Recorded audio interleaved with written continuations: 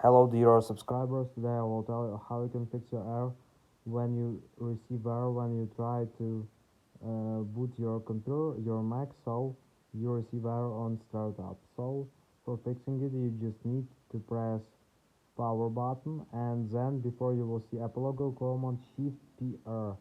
So just keep holding these buttons before you will see Apple logo.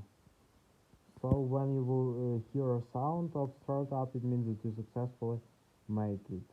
So just try. I hope it will help you. So just press and hold Command Shift P and R